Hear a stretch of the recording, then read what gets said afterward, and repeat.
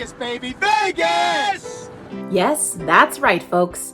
It's our first international trip since 2018, and we are heading to Las Vegas for the weekend with our kids.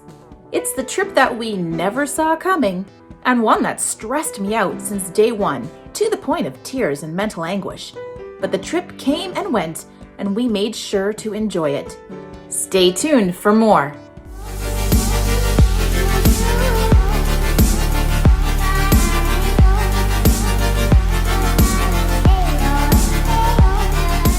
The last time I physically rode on an airplane was in 2018 when my husband and I visited Vienna and Venice. My daughter was last on a plane when she was only 10 months old, so she obviously doesn't remember it.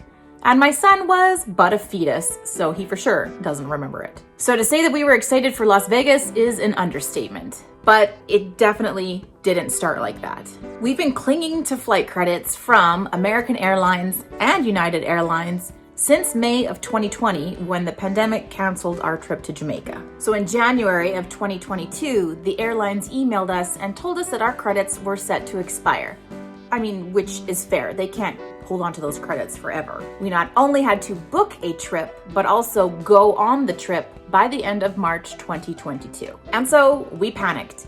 The airlines had already taken 25% of our original ticket money back in 2020 when we had to cancel, so we didn't exactly feel like donating the rest. However, March is the middle of tax season for my accountant husband, and it's really hard for him to get away.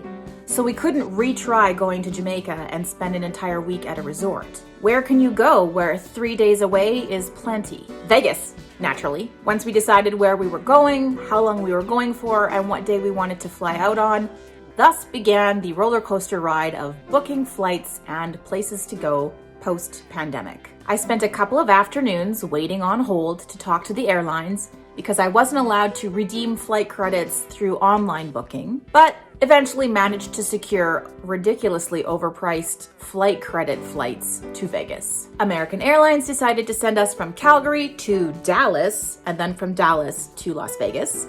And United decided to send us home from Vegas to San Francisco and then from San Francisco to Calgary. It's just the way it worked. At least we had flights on the days that we wanted flights. Then I had to scramble to renew my son's passport. It was still valid, but it was really close to expiring, and I didn't want to get denied boarding because of that. Better safe than sorry, I thought.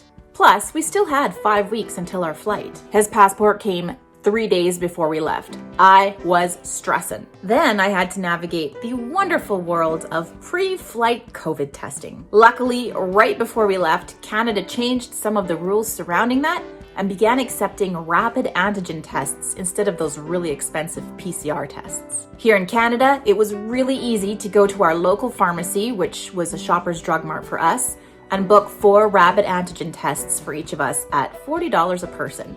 Very affordable, reasonable, and quick to get in. Booking ones for the way home, however, was a little more complex. Down in the States, CVS wouldn't take online bookings more than 2 days in advance, and Walgreens brought me to tears of frustration with their clunky online booking system and their really unhelpful people on the phone. Luckily, someone online recommended a company called WM Life Centers, which does virtual telehealth tests via Zoom, as long as you have your own COVID rapid antigen tests with you, ones that are approved by Health Canada. We had the BTNX Rapid Response COVID-19 brand, given to us by my children's schools, which were an approved brand. So I booked in with them for the day before our flight and prepaid. Next up, I had to download a bunch of apps. For Canada Border Control, I had to download the ArriveCan app, and for our flight home, I had to download the United Airlines app. Both apps required you to scan in and upload your passports, then upload your COVID test results, your vaccination records, your QR code, and enter a plethora of other information.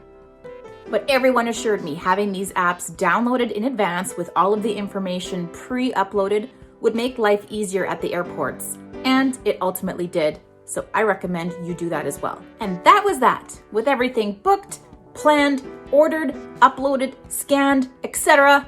We were finally off. It is so exciting to be back to the world of travel and making travel videos. My next set of videos, I promise, will be some Vegas-related videos.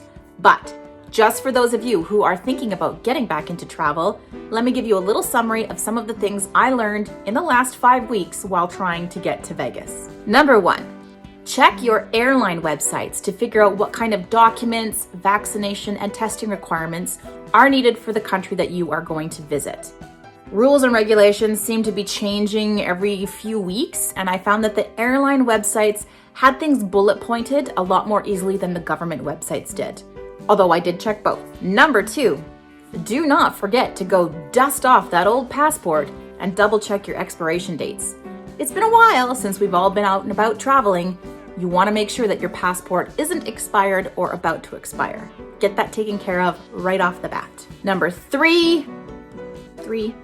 At the moment, COVID tests are still required for flying, so make sure you book those tests in advance. Sometimes they're easy to get into, sometimes everything is all booked up, so you want to book it in advance while you still can. Right now in March of 2022, for Canadians, rapid antigen tests are accepted. For me here in Alberta, the pharmacy Shoppers Drug Mart was super easy to get into. The tests were fast and they were affordable. And for coming back to Canada, I cannot rave enough about the company WM Life Centers. They were easy, they were affordable. I think it was $35 for the whole family to get our rapid tests done, because we provided our own rapid tests. We did our tests from the comfort of our hotel room. We just had a Zoom meeting with a nurse that worked at a lab, and they were really nice. They were quick to reschedule when I forgot that all meetings are in Mountain Standard Time and that there's a time difference between Calgary and Las Vegas, and we totally missed our first appointment time.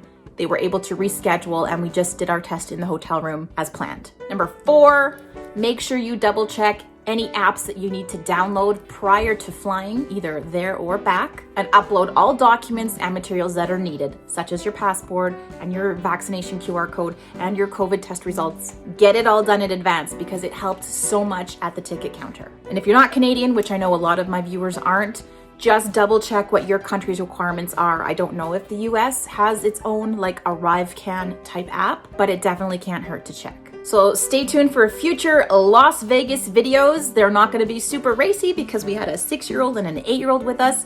But if you're interested in Vegas for families, these videos should give you lots of good ideas. Good luck, everybody, and happy and safe future travels. I hope you found this video helpful. Traveling nowadays can be so confusing, so I hope this alleviates some stress for you. Give it a thumbs up if so, and if you have any of your own tips to share, I encourage you to leave them in the comments below. Welcome back to all of my returning viewers. It's good to talk travel again. And if you're new to my channel, please subscribe. I'd love to have you as part of my travel and escape community.